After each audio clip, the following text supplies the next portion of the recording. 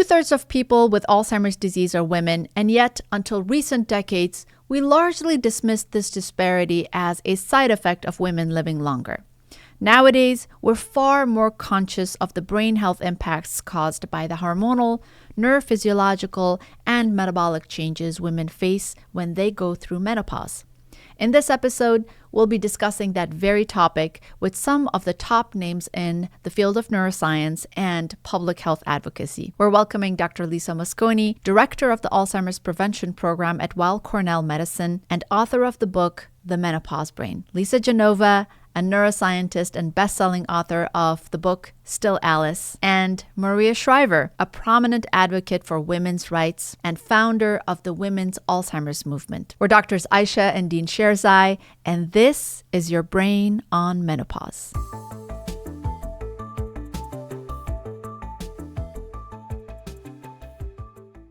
Dean, I'm really excited to be here to speak about this topic. The numbers look pretty scary when you look at the statistics as when it comes to Alzheimer's disease and women.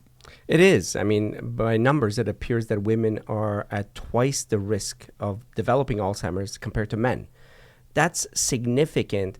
And we can't just push it off and say that it's related to women living longer. That doesn't explain the incredible disparity of both the number of women, you said 2/3, and also the fact that the disease is a little more aggressive and sometimes a little earlier. And so there appears to be a different approach, a different journey with Alzheimer's when it comes to women. And they're at much greater risk. And that's worrisome.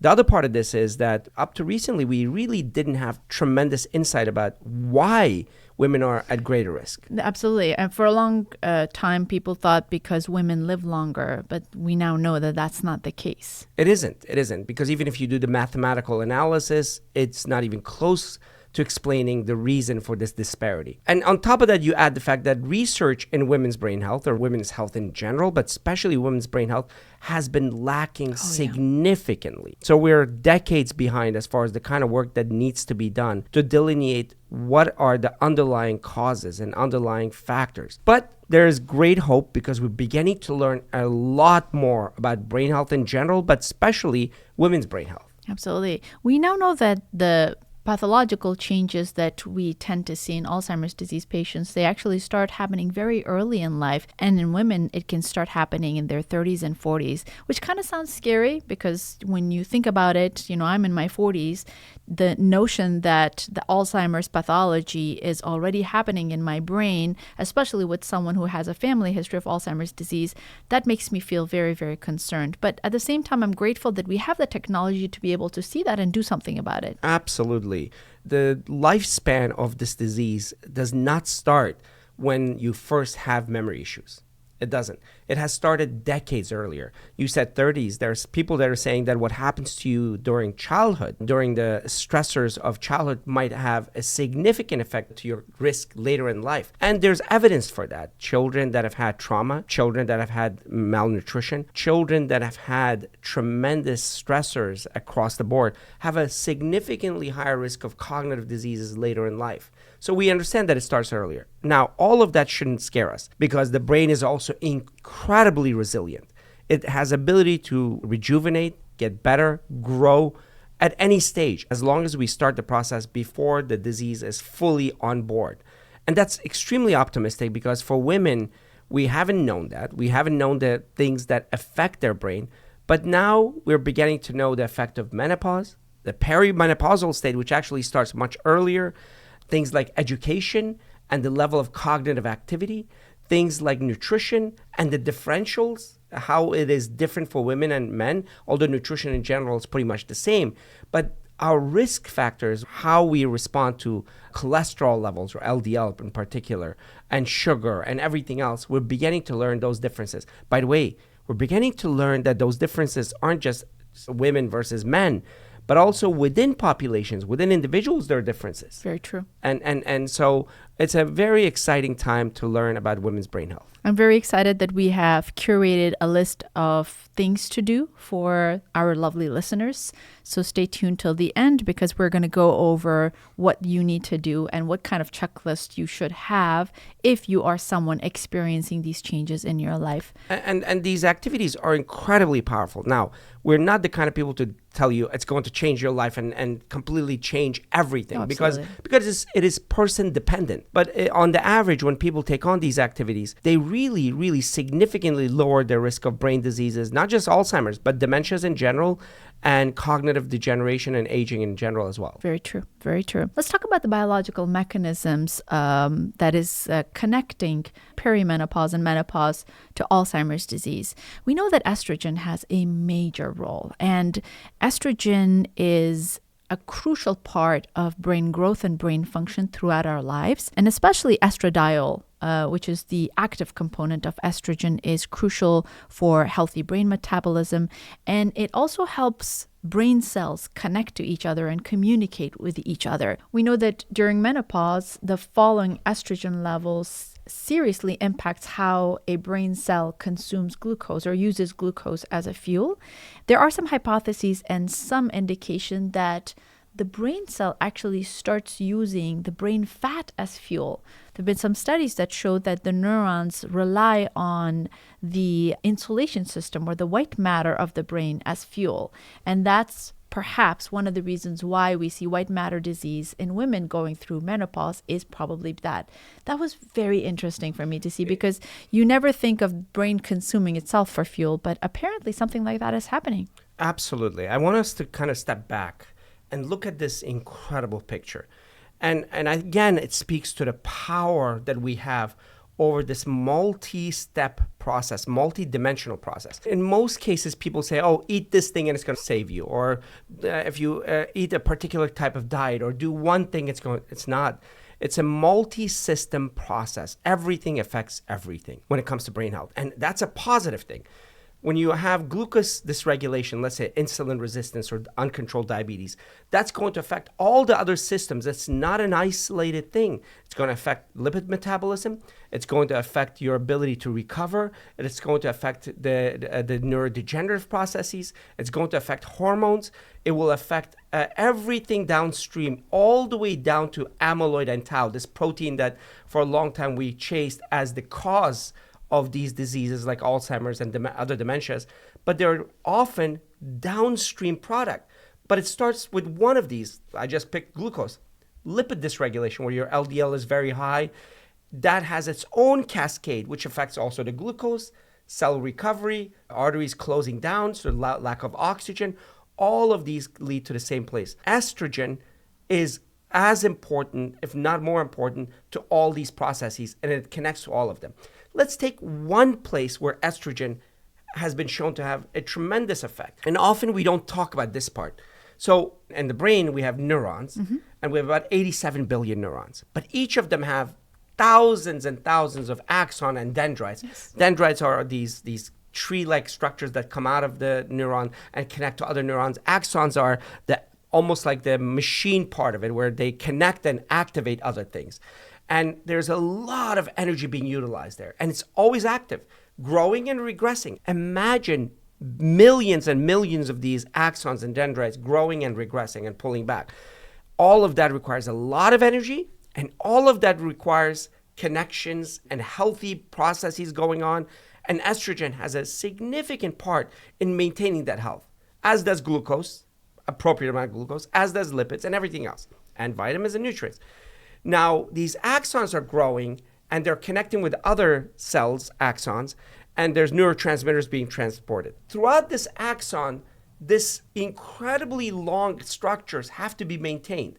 Now I'm showing you just one part of this picture. These structures have to be maintained, but imagine how these structures are being maintained by a three-dimensional architecture. These scaffoldings that create roadways of transport, and these scaffoldings that hold the structure together. And the structures are stabilized by these bolt systems. I call it bolt because I'm using analogy of architecture, but it's actually physiologically, they're tau molecules. Again, one of the molecules. What happens with pathology, especially in aging, is often when you have too much glucose or lipid dysregulation or energy metabolism dysregulation or something, the tau is phosphorylated. And the tau comes off, the scaffolding falls apart. And then the axon almost gets stuck, either can't grow or can't regress, and the waste product accumulates, and these proteins become almost infectious in nature.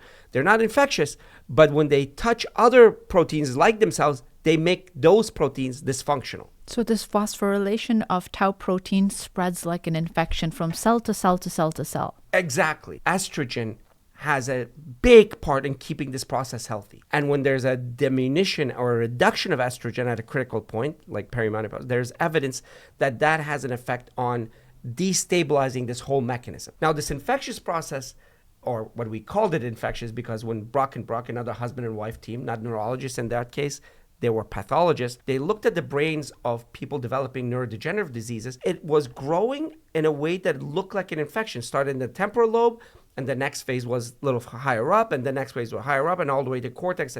So the only other thing that would make that happen would be an infection, which grows along the path of infection. But it wasn't.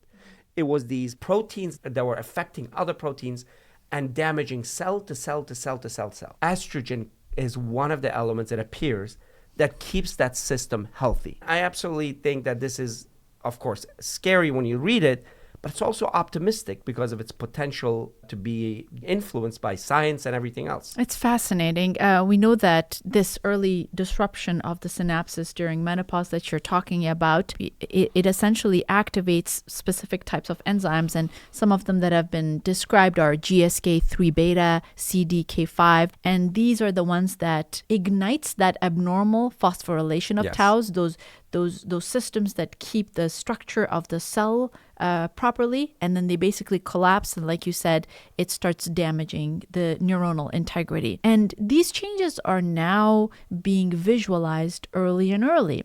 There have been some studies that use imaging like PET scan. PET scan is a type of a scan of the brain which essentially looks at different parts of the brain and how it consumes glucose. So if your brain cells are consuming glucose properly, they're healthy. But if they're not doing that, they're unhealthy.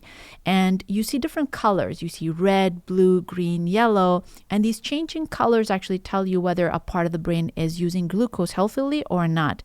And they've actually seen that even in one's 40s and 50s, a woman going through menopausal changes, the brain cells actually have abnormal glucose metabolism, even before they have any signs or symptoms of cognitive impairment or dementia. And I think that explains some of the symptomatology of brain fog, don't you think? And you and I have seen many structural MRIs. So MRI is a magnetic resonance imaging. It basically looks at different structures of the brain, and there is some shrinkage during perimenopause as well in women. And some other imaging studies also show deposition of amyloid. So it's kind of complex. Your brain starts shrinking, you have phosphorylation of tau, you have deposition of amyloid beta protein, and in this complexity, depending on the individual. So say, for example, if a woman is going through menopause, but they also have some vascular risk factors, you would see a different combination of vascular damage, tauopathies, amyloid deposition,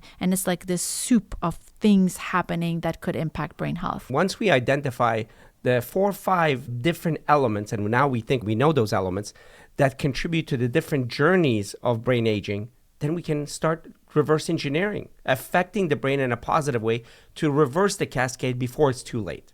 We spoke with Dr. Lisa Mosconi about this on a previous podcast. Here's how she described the process and her research on it. Women don't live that much longer than men to really justify a 2-to-1 ratio. And also, if it was just aging, then women would also have a greater risk of vascular dementia, or Parkinson's disease with dementia, or other age-related conditions. However, we do not, which is very interesting. The risk of Parkinson's is higher in men than in women, and the prevalence of vascular dementia seems to be 50-50. So there has to be something more. And what our research has shown, and this is an interesting story if you would like to hear it, but Yes. what we have shown is that women tend to develop Alzheimer's pathology in their brains at a younger age than men. And this is what a latest researcher. Can I tell you how we got there? Of course. We're very I'm all ears. wonky and interested in the Yes. science background of it. That would be wonderful. So I do brain scans. I've been doing brain scans forever, and especially positron emission tomography scans, so PET scans. Those are the brain scans that you see in bright colors, where red and yellow means something's great and darker colors are not so good. So we look at the way that the brain metabolizes glucose, the simple sugar, to make energy. Why are we doing that? Because energy production is heavily suppressed in the brains of patients with Alzheimer's disease. And there's a very specific signature pattern that you see on these brain scans. If you look at the brain scans from the top, then there's a pattern of prior to a temporal hypometabolism. So there are very specific parts of the brain that are shut down after a diagnosis of Alzheimer's disease. And the question during my PhD was, can I detect those changes ahead of a diagnosis of Alzheimer's? If you look at the brains of men and women in midlife, and you do this kind of brain scans, women's brains show the Alzheimer's pattern in the 40s and 50s, but men don't. And then women's brains also are more likely to show gray matter, reductions in gray matter volume, especially in the hippocampus, in the amygdala, and the medial temporal lobes, which are very important regions for Alzheimer's disease. They're predictive, or at least they're associated with an increased risk of Alzheimer's later in life. But then we also started doing amyloid beta imaging, so we can look at Alzheimer's plaques in the brain at any age. And we found that in midlife, women's brains are more likely, and statistically more likely, to show a higher load of Alzheimer's plaques as compared to men of the same exact age. So then the question was, why?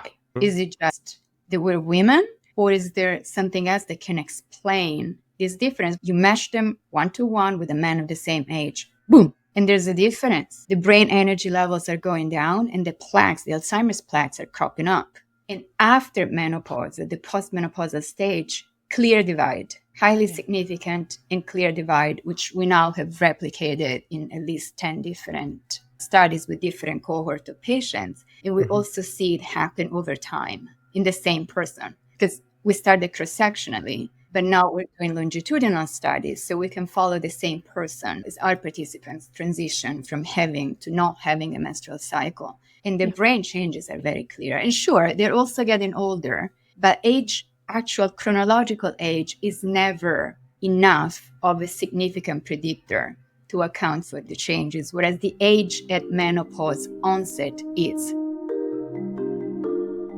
That was incredibly exciting. So now what about the role of reproductive factors in brain health? I'm so glad you asked that, because yes, there seems to be a relationship between reproductive span and the risk for dementia.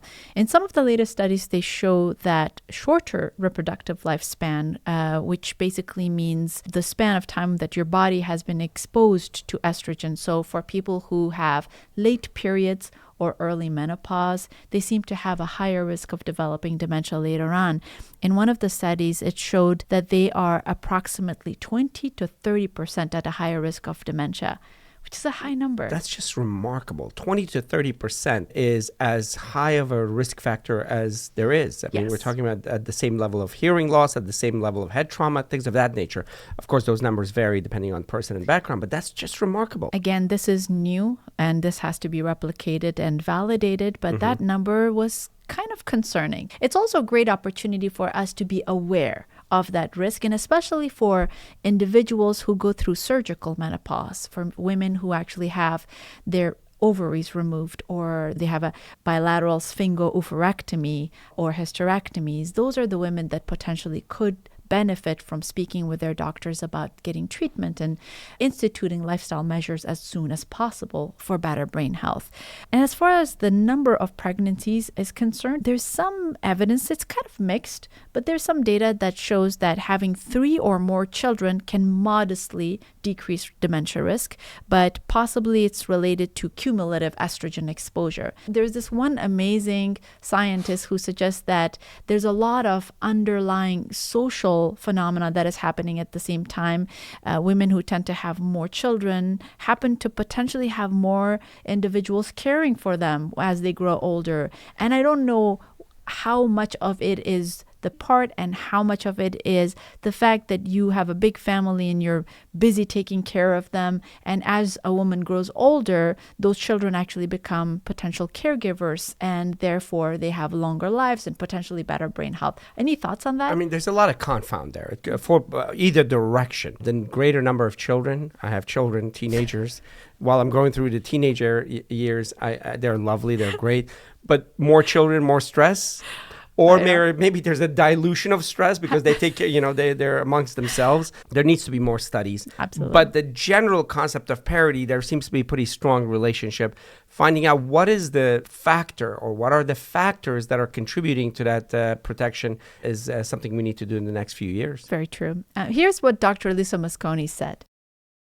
So there's evidence, especially as related to Alzheimer's disease, that longer estrogen exposure throughout a woman's life may be protective against Alzheimer's disease. And that the earlier you go through menopause, the higher your risk of dementia later in life, which is a very important thing to consider because so many women go through menopause for surgical reasons, right? And this is something, and they just do not receive counseling around brain health or Alzheimer's prevention, which I think is really missing in medicine. It really is. Now let's jump to hormone replacement therapy because that is a very hot topic and everybody's talking about it. But when you look at the history, it was quite the bumpy road. Back in the early 2000s, it was deemed as something very normal and people were getting it, but then something happened. Yeah, it speaks to the nature of science. Science is complicated.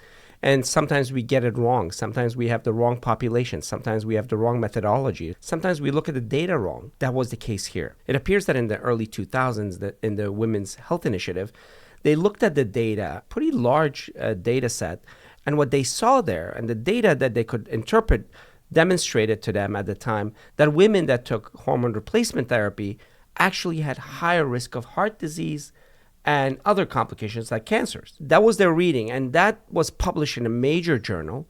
And as a result of that, doctors were afraid of telling women to take hormone replacement therapy. There was a stoppage of hormone replacement therapy. Almost overnight. And that was consequential because that really affected women's brain health, that affected stroke risk, that affected heart disease risk, and all these other factors that were dependent on hormone replacement. I asked Dr. Mosconi about this. I'd love to hear your thoughts about hormone replacement therapy during this crucial period of life for women. In my opinion, hormone therapy has been really underestimated as something that may support brain health. It is certainly understudied. And this is a bit of a relic of the past, if you will, because the Women's Health Initiative was supposed to really boost research and support women's health. And unfortunately, it didn't quite work out as planned. This is the largest clinical trial of women's health still to date, and it started in the 1990s before anyone had any clues that sex hormones impact the brain or how. So just to give some credit to the investigators because they keep getting bashed for not doing things right, but to their credit, they just didn't have the information that they really needed to plan the study appropriately. Right. And so what they did, the objective of our study was to evaluate hormone replacement therapy, not just for hot flashes and night sweats, but for prevention of cardiovascular disease and dementia. However, a clinical trial cannot last for 20 years. And everybody back then assumed that Alzheimer's is a disease of old age, right? The way that they quantified Alzheimer's disease was you don't have it, now you have it. You're a decliner, right? Do people on hormone therapy decline to Alzheimer's less than those on placebo or not? The same for cardiovascular disease. Are you having a heart attack? Are you having a stroke? Are you having a blood clot? Those are things that happen later in life, not in your 40s or 50s. And so what they had to do really was to work with women who were in their 70s and 80s. And this is over 10 years after the final menstrual period. It's over 10 years, a decade after the transition is done. So it's really hard to reactivate a system that is no longer there. And that in part is probably what led the study to collapse, if you will, where the risk of cardiovascular disease and dementia was actually increased for the women who were taking estrogen and the synthetic progestin. And it was neutral but slightly increased in those who were taking estrogen only. And that also at the same time, there was a slightly increased risk of breast cancer for women on taking opposed therapy, estrogen and progestogen, or estrogen and the progestin, which was way overemphasized in the media and led to millions of women just going cold turkey overnight, a lot of lawsuits, and effectively the end of pharmaceutical development for hormone therapy for a very long time. So in the years that followed, researchers reassessed the data and they realized that timing matters. When the hormone replacement therapy is initiated is what determines benefit versus risk. And from some of the studies, we've learned that when hormone replacement therapy is started close to menopause, which is around 6 years, it can actually lower dementia risk by up to 40 to even 80%. Wow. Depending, of course, on individual risk factors and the duration of the therapy. But starting hormone replacement therapy after menopause can potentially increase some risk, especially if it's later. Mm-hmm. And so this emphasizes the timing and personalizing the hormone replacement therapy for each woman. That's remarkable. And of course, the picture is still not clear, but it gives you a much better picture of the fact that it's not a monosyllabic binary thing, yes or no hormone. It's when and for whom and at what stage. All of that has to be taken into consideration. And once we get better idea of that personalization, I think it's going to have a significant and consequential effect on women's brain health. Absolutely. And currently, the clinical consensus among doctors is to start hormone therapy for menopause-related symptoms. So things like hot flashes, skin changes, mood swings, sleep disruptions. But it is not recommended as a dementia prevention strategy. And I think we're not there yet. We don't have strong data to specifically state that you can start hormone replacement therapy for dementia if you have plus minus menopausal symptoms. But we're learning more about it. Dr. Mosconi added here. There seems to be a window of opportunity, which is really around minus 10 plus 10 years relative to your final menstrual period, where your brain and your body is more sensitive and more receptive to hormone therapy, which is really what hormone therapy was invented for, was to supplement hormonal changes during the transition of menopause and then afterwards effectively as a supplement, although it is a medication. Now, if you take hormones during this window of time in midlife, we just published a meta-analysis of all available data on the effects of hormone therapy on risk of Alzheimer's disease and dementia. And I think we pulled data from over 50 studies and over 1 million women. Our gratitude to Dr. Lisa Mosconi. Before we get back to the episode, I just wanted to share something exciting we're doing in our NeuroWorld community right now. The Brain Box. It's a free curation of online resources designed to support women's brain health. Inside, you'll find guides on how to speak with healthcare providers about menopause, delicious brain-healthy Mother's Day brunch recipes, meaningful gift ideas for the women you love, inspiring interviews with world-leading women's health experts, and even a chance to check your cognitive health with an insightful, science-backed test. The Brain Box is completely free. There's a link in the description. Now back to the show. So let's talk about some of the genetic and metabolic risk factors for cognitive impairment during menopause. We've heard about the ApoE4 gene variant. I want you to explain to us what that means and how it impacts the risk. We all have genetic risks across the board for all diseases and even behaviors, non-disease factors. We're genetic beings. But genes manifest differently for different people and for different diseases. This means that there are certain diseases that are purely driven by genes. Huntington's disease. If you have a particular gene abnormality on that chromosome 4, it's almost guaranteed that you will get the disease between the age 30 or 40. And that's important to distinguish that kind of genetic disorder from genetic disorders that are driven by a combination of lifestyle, environment, and genetic risks. And that's true for Alzheimer's, that's true for vascular dementias, that's true for Parkinson's, and many other diseases. It's a combination of genes and environment. It's not one gene, it's multiple genes. In fact, in Alzheimer's, they've identified more than 40 to 50 genes that have some measure of influence on that risk. And for women, there are some distinct factors as well. Now, let's take that one dominant gene, the ApoE4 gene, that has been shown to have a much higher risk of developing dementia. The risk is 4 times if you have one gene of ApoE4 and 12 times if you have 2 genes, one from each parent. For women, it's even higher. And this greater risk when you have the ApoE4 gene is significant because it's affected by a lot of other things as well. We know that the ApoE4 gene is not just a genetic phenomenon. It's a relationship with lipids because the protein that's produced from ApoE4 is a lipid transporter. Also has a relation with inflammation. It also has a relation with hormones as well. So all these relationships are going to affect your genetic risk. So for women, that seems to be more prone to influence by environmental factors. Right. So for women who have a copy or 2 copies of ApoE4, it is very important for them to be aware of their midlife vascular risk factors like high blood pressure, their LDL cholesterol, their glucose metabolism, whether they are in the prediabetes or diabetes range. All of that matters a lot because it almost sounds like it's a compounded risk of developing cognitive impairment later on if you have that. One thing that you often say in your talks, and I love this, and I'm going to use it often, is that Alzheimer's is not a late life disease.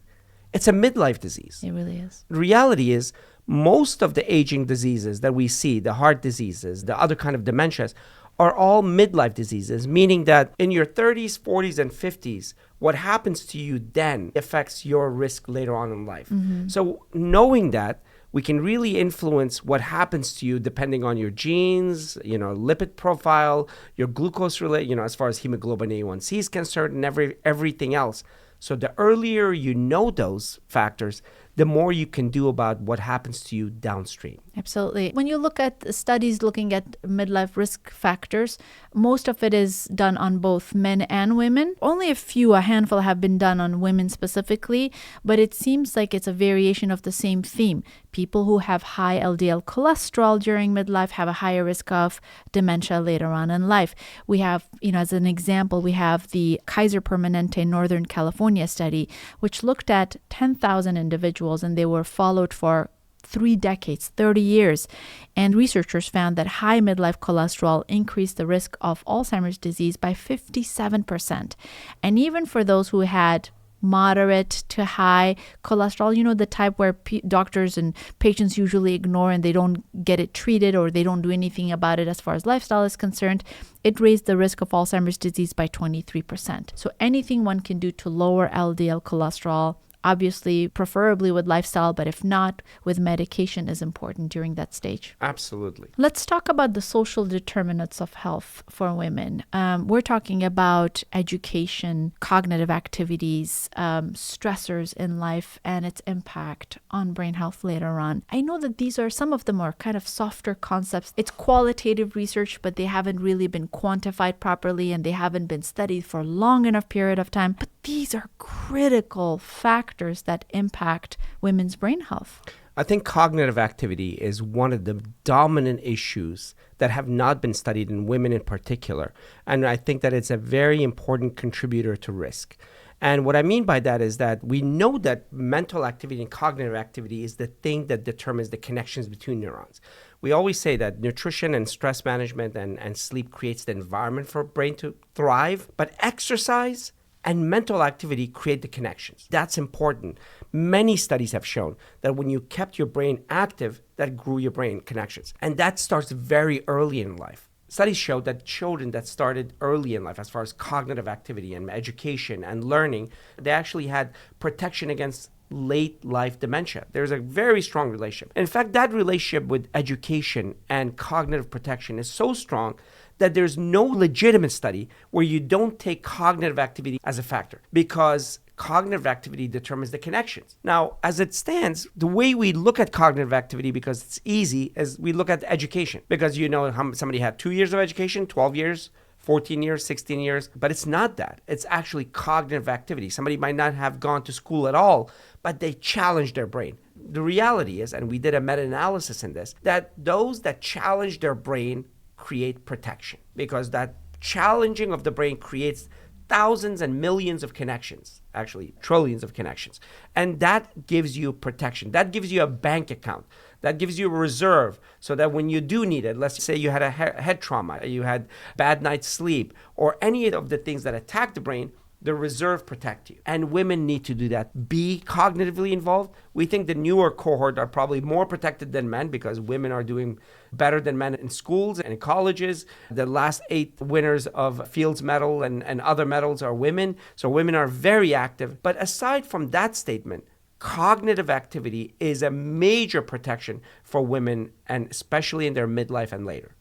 There's some theories, and some scientists have written about it, that given the fact that, especially in European countries, the World War II, the stressors that came with it, the changes in social structures and women not having jobs and being confined to homes, they may have had that particular gap where they were not exposed to complex, cognitively challenging activities. And we see that cohort now with increased risk of dementia. Another theory is that the stressors that are brought on to women is a crucial factor. So whether it's discrimination or pay gaps, all of these factors actually play a major role in stress as well. Any thoughts on that? Yes. I mean, stress is a chronic, long-term, consistent, and persistent attack on the brain.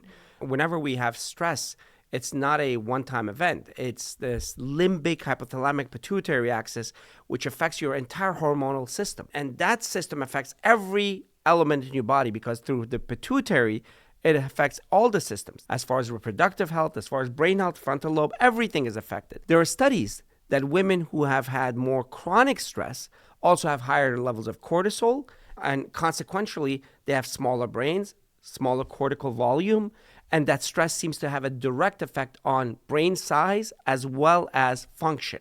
So we know the effect of stress and chronic stress is profoundly influential on long-term brain health. On the other side of this is studies with Dr. Lavretzky from UCLA, which we've had conversation with, and others show that when you bring in other kind of activities like meditation and mindfulness and stress reduction techniques, it actually helps your brain not just short-term, but long-term. It actually shows that their cortical volume is actually thicker when they've instituted meditative practices. Fascinating. This is fantastic because it gives us an opportunity to look at other factors like socioeconomic conditions, the inequities that women experience, the impact or the higher exposure of chronic stress and its impact on women's brain. This all kind of highlights the need for very nuanced, tailored, population-based studies moving forward. And I'm really happy that we're moving towards that direction and there's conversation around it. Let's jump into some practical strategies of what women can do to take care of their brain health. You and I have created an acronym called NEURO, and that's for our patients, for our communities to remember the factors or the pillars of lifestyle that could potentially help them stay healthy. N is for nutrition, E is for exercise, U is for unwind or stress management, R is for restorative sleep, and O is for optimizing cognitive activity. So kind of using that framework, let's start with nutrition. Now, we've talked about this multiple times in other podcasts as well, but we know that there is a robust influence of dietary pattern on brain health. There's no such thing as superfood. We eat multiple different foods together, and a healthier dietary pattern makes a huge difference for brain health. There have been studies on the Mediterranean and the MIND diet, which essentially is a scoring system. When you look at it, you get a higher score for eating fruits, vegetables, whole grains, legumes, or lean proteins, nuts and seeds, sources of polyunsaturated fatty acids, reducing saturated fatty acids, and focusing on fiber. And of course, as we all know, reducing or eliminating ultra-processed foods as much as possible. And we know from different studies that people who consume, say, for example, a MIND dietary pattern have a 53% lower risk of developing Alzheimer's disease. When you reduce your saturated fat intake, you improve your brain health and you reduce your dementia, making sure that we don't necessarily completely negate carbohydrates, but eating complex carbohydrates is a good thing. After all, the brain relies on glucose as a source of fuel for the brain cells. It's main source of fuel, actually. Yes. Yeah. And making sure that we get rid of refined carbohydrates or refined processed carbohydrates is important. And we did a fantastic podcast episode, Your Brain on Sugar, that kind of lays out that field. And that has consequences with the hormonal relationship and genetic relationship as well. Remember that how we get energy to the brain and how we don't affect it negatively through insulin resistance or hyperlipid levels is going to affect your relationship with ApoE4, your relationship with inflammation in the brain, your relationship with the aging of the brain. All of that's going to affect the genetic aspect of it, as well as the other factors that go on to develop a risk profile for women's brain health. Absolutely. Beautifully stated. Along with that comes the question of whether one should drink alcohol or not. And we now know that alcohol can be neurotoxic, and there's no reason for anyone to start drinking alcohol. And if they are drinking alcohol, especially going through perimenopause, it's a good time to consider stopping that. I would add smoking in here. It can damage the smaller blood vessels in the brain. It can impact the endothelial lining of the arteries, and it's a toxic substance that we introduce in our body, and it doesn't help at all. And I think we're at a point that we would add chronic marijuana use as one of those toxins or elements that affect the brain poorly as well. I'm really excited that you're saying that, because there are some people or individuals who suggest that marijuana or some of its product may be helpful for menopause. There's no evidence for that, first of all, and there's definite evidence that chronic marijuana use has significant effect, not just on memory, but other aspects of brain health as well. So I think we can now conclusively say that at least chronic marijuana use is not beneficial and is harmful for the brain. Absolutely. As far as micronutrients and supplements are concerned, as we've mentioned before, we don't really have any convincing evidence of taking multiple different micronutrients unless somebody's deficient in it. So making sure that your B vitamins in general, including folic acid, are within normal levels. And if they're not, one should start replacing them. Vitamin D is very important. The one thing that I would suggest for people to consider consuming, whether it's in the form of food or supplementation, are omega-3 fatty acids. And especially in individuals and women who have ApoE4, there seems to be some mechanistic issue with getting enough omega-3 fatty acids, specifically DHA, into the neurons if they have a faulty ApoE4 system. There's evidence that people who are ApoE4 positive, especially 2 ApoE4s, they have lower levels of omega-3 in their central nervous system. And it's not related to whether they're getting omega-3 or not. It's the transfer across the blood-brain barrier that seems to be a factor. That needs to be studied more, but it is worrisome enough and it's concerning enough that at this point we're making the statement that I think knowing your ApoE4 status is important, because if you do have ApoE4, you have to be more diligent when it comes to not just omega-3, but as far as other risk factors as well. All right, let's talk about exercise. There's no argument there. Exercise is critically important. It's actually important because of growth, brain growth, connections between neurons. So it's not just a cardiovascular phenomenon where your blood vessels are healthier and you're getting more oxygen to the brain. You're actually growing connections between the brain. It's one of the few things that actually grow the brain. So it's significant. And it has to be a little more than just a walk in the park, although walks in the parks are great. Walks are great, yes. Somebody actually suggested that walks are not exercise, and I was like, nope, walking is an exercise. Especially if it's brisk walk. Right. Make it a little brisk, and it's great. It's my favorite exercise. So I really think that a brisk walk is fantastic. But it has to be brisk.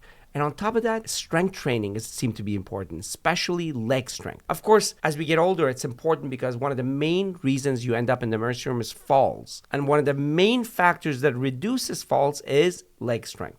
But beyond that, there appears to be a relationship between brain strength and brain size, especially the cortical gray matter. It seems to be thicker, bigger, healthier.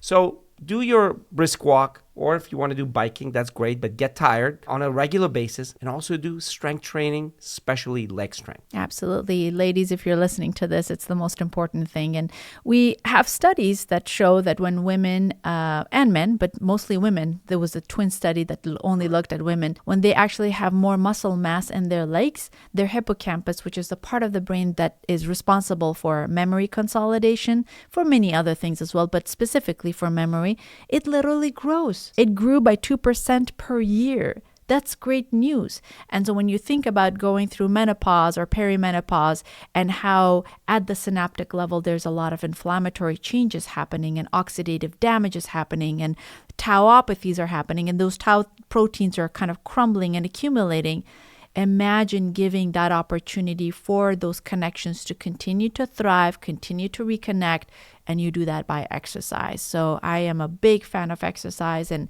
I say this with sore legs because I did legs yesterday. Sleep is such an important phase during the day. One of the posts that we made on our social media, the Brain Docs, was you should plan your day around sleep. We always think of sleep as an afterthought, as something that we should do after everything else is done. It should be the other way around. When we sleep, two things happen. Your brain cleanses itself. There are toxic byproducts that accumulate during the day, and it also consolidates your memory. So all of that information goes into the right file folder cabinet so you can retrieve it the next day. And when people have sleep disorders, whether it's that Netflix show you're watching, or if you have a sleep disordered breathing disorder like sleep apnea, or if you have restless leg syndrome, and a lot of menopausal women tend to have those disorders, that disrupts sleep. And it almost becomes a negative spiral of one negative thing affecting the other negative thing. So if you do have a sleep disorder, getting a sleep study is not a bad idea because it will give information as far as the depth of sleep. Your devices will not give you that kind of detail. You're not a big fan of wearables at this stage. Tell us why. We did studies. We looked into this wearables and what kind of data they provided. They all over exaggerate what they do. They are wonderful for certain things, and I wear them and I check them out. But when they tell you that they can actually give you information about the level of sleep and depth of sleep and stage of sleep and all of that, that's not the case. But nonetheless, getting a formal study is going to give you all that information. And if you have insomnia, talking to somebody who is specialist in cognitive behavioral therapy and other techniques is wonderful. You and I have done this many times because we are specialized in cognitive behavioral therapy, and it helps people profoundly. So address sleep. That bedroom is your ultimate cleanse, ultimate spa. Absolutely. We talked about stress and how it impacts brain health. So as far as stress management is concerned, I think the best place to start is to assess what your stressors are, because a lot of us go through life thinking that elements are just there and they're supposed to be accepted, but delineating between good stress and bad stress is important. Good stress is the type of activities that you introduce in your life and you have control over them. They're meaningful, they're connected to your purpose. Bad stresses are the ones that are outside of your control, and they impose a lot of impediments for you to be creative, for you to be the best version of who you are. That's where it starts, identifying the good stressors and bad stressors, and then operationalizing, doing some kind of strategy to increase the good stressors in your life, because your brain wants the good stressors. That's the next section, optimize. Optimize is good stress. Optimize is purpose-driven activities that challenge you, that push you around your purpose. That's it. It's critical to build a life around good stress and identify bad stressors so you can delegate, reduce, and eliminate over time. That's a good strategy. And then the third element is things that you can't control and they're bad stress. Then you give it the language necessary to put it aside. With this strategy, you affect both stress, chronic stress, and build cognitive activity, because you're building a life around learning musical instrument, learning how to dance, taking classes, volunteering, having beautiful conversations with others. That's what should be good stress. And without good stress, the brain shrinks. As we said earlier, one of the risk factors, especially for women, is the level of cognitive activity and challenge. Yes. Both early in life and later in life. And for women, it is critical for them to identify 5, 6 beautiful purpose-driven activities in their life. Exercise as a cognitive activity, taking classes, learning another language, learning a musical instrument, and really incorporate it into several hours of your life. That level of activity around your purpose is literally growing billions and trillions of connections between neurons. Absolutely. A lot of women focus on nutrition, which is a good thing, but completely ignore cognitive activities. And over the years that we've been, speaking and interacting with lovely people, I realized that area is completely ignored. Yeah. And it's such a great opportunity for women to go to the next level of protecting their brain health by introducing complex activities in their lives. Beyond the neuro concept is managing cardiovascular and metabolic health. When we reach our 30s and 40s, it is time for women to start paying attention to their blood pressure, to their cholesterol, blood sugar levels. I think all of us need to go to the doctor to get our micronutrients nutrients and vascular risk factors checked. If someone is overweight, I think it's really important for them to consider getting help for reducing weight, because it puts such a tremendous pressure on the brain, and it kind of disrupts so many systems in our bodies that doesn't allow us to be the best version of who we are. And so it's really important. Another element is addressing hearing and sensory health. We know from multiple studies that when people start having hearing loss, or if they have visual perception issues, that could also lead to increased risk of dementia. Hearing loss causes a lack of connection, both as far as individual, interpersonal is concerned, but also ambient noise. Ambient noise seems to activate brain areas and keeps those connections alive. So if there's any evidence of hearing loss, even minimally, address it. In our conversation with Dr. Lynn from Johns Hopkins, who's the leading figure in this, it's one of those risk factors that is completely reversible. And it's a major risk factor. 10 to 15% of all dementias can be attributed to hearing loss. It's tremendous. So we need to address it and reverse it. So screening, those are the important screeners that need Absolutely. to be done. And of course, there was a time when you and I were not for people checking their genetic, information. But I think if people are interested in finding out, I don't think there's anything wrong in getting to know what your ApoE4 status is. Absolutely. I think that when you know the ApoE4 status, it's not just an element that creates worry. It's now a proactive phenomenon, because by knowing that factor, then you can actually know that you need more omega-3. You know how to deal with the lipids, especially LDL. You know how to deal with inflammation and all of these other factors that are important in the long-term effect of that ApoE4 gene. So I think it's time that people who think or are worried about the risk to check their ApoE4 status. And last but not the least, I think it's the most important one, is advocacy for women's brain health research. I think that should be an element that all of us, all women, should be involved in. We should speak up about better inclusion in clinical trials. We should support organizations that are doing women's health research. And I have some numbers here. There's been a historical underrepresentation of women in clinical trials. Currently, women make up about 58% of trials, versus 64% of Alzheimer's prevalence. So menopause is not just a life stage, it's an important transitional point, both neurologically and physiologically. And it took us years, and we thought that because women live longer, that we should not even attend to it. It's just a part and parcel of how it is, but it's not. To discuss how we changed this narrative, we welcome Maria Shriver to the podcast, and she had some beautiful thoughts about the subject. When I got involved in Alzheimer's advocacy, it was because my father had been diagnosed with Alzheimer's in 2003. And I was, right after he was diagnosed, I became First Lady of California. And I started producing a large women's conference. And people, more and more women would come up to me and say, I'm taking care of my mother. My mother, I heard your father has Alzheimer's. And I did a big 5-part series for HBO called The Alzheimer's Project, because I originally attacked the disease as a journalist. I decided to do a big documentary because I didn't know much about it, and neither did really anybody else. I wrote a children's book. And as more people became aware that my father had Alzheimer's, they started to come up and talk to me about their journeys. And as I noticed more and more women as caregivers and more women talking about their mothers, I would travel around and say, it seems to me that more women have this disease than men. And all the doctors and researchers would say to me, absolutely not. You only think that because women live longer, but you're not correct.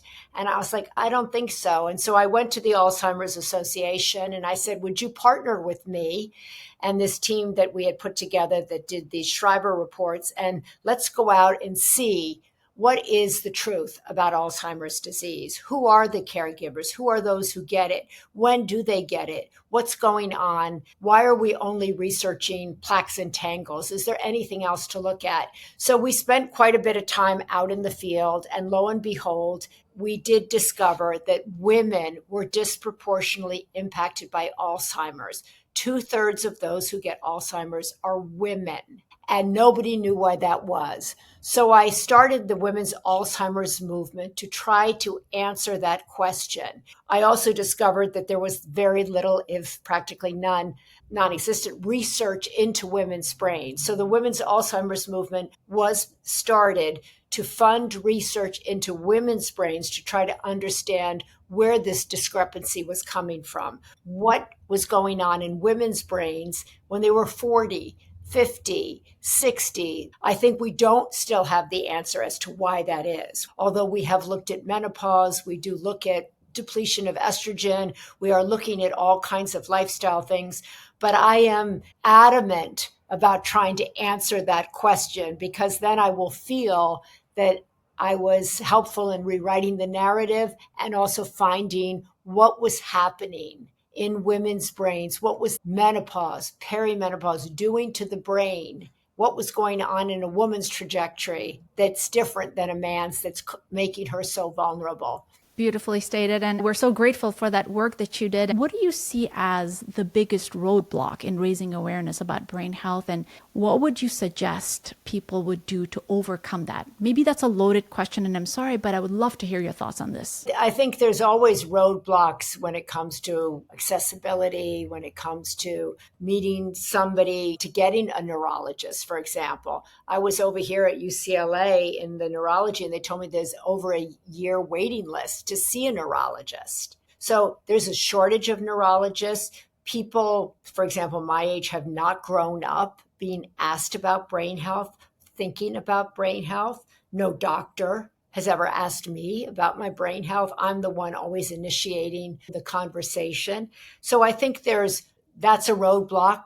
People don't have doctors. They don't have neurologists. There aren't psychiatrists for the aging. I think money is a roadblock as you age, right? It's people are challenged by the cost of getting older. I think that, as you said, there's a lot of people out there on social media hawking a lot of products. Take this pill. I see it on the TV. And all of a sudden you'll remember everybody's name and every number, and you'll be like Einstein or something like that. I think that it's an unregulated field. So I think this is a challenge the government needs to think about. Should it be regulating supplements? Probably anybody in the supplement space is losing their mind when I say that. What is the role of the government in these places? We should be looking at, have medications been tested on both sexes that are being given? What kind of education are doctors being given about what is cutting edge when it comes to nutrition? Do you know what's in all the food that we are eating?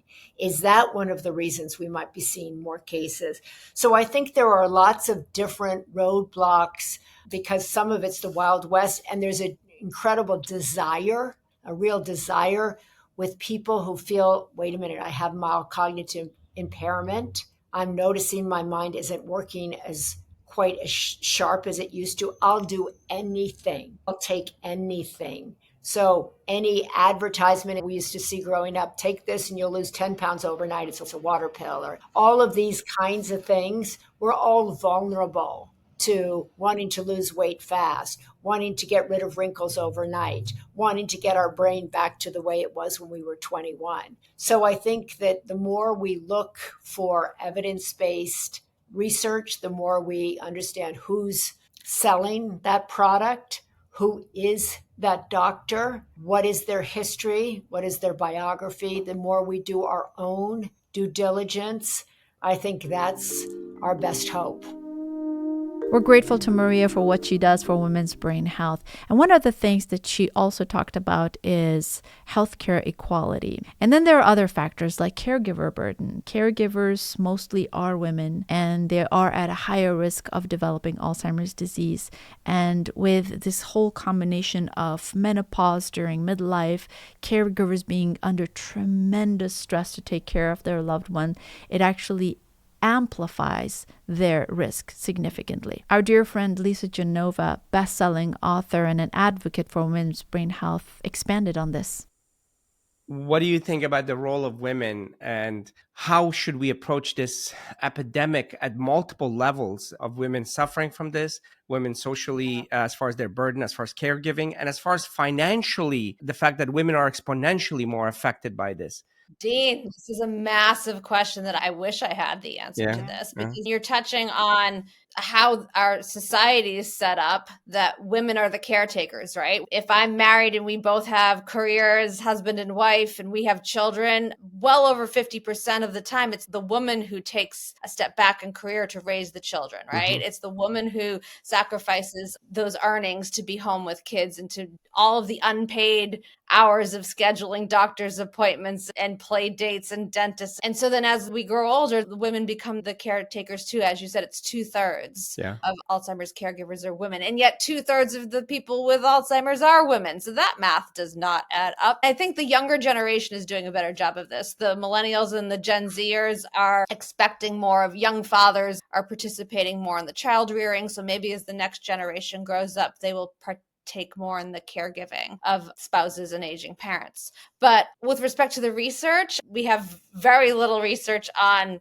women's brains and menopause and women's brains and Alzheimer's. Maria Shriver is doing a lot of work to correct for this. We used to think it was just the number one risk factor of Alzheimer's is aging, and women live longer than men. So maybe there are more 85-year-old women than 85-year-old men. So maybe that's accounting for it, but it's not. There's something more significant going on at the biological level that's accounting for the fact. We know that Alzheimer's pathology begins 10 to 20 years before you have that first symptom of dementia. That puts women around middle age, like in their 50s, maybe, right? Where that could be starting. And that's about the same time we go through menopause. There's a lot of work being done on this. Lisa Mosconi, who's a wonderful scientist, is devoting her career to trying to figure out what is going on during menopause that might make our brains more vulnerable potentially to developing Alzheimer's 10 to 20, 30 years later.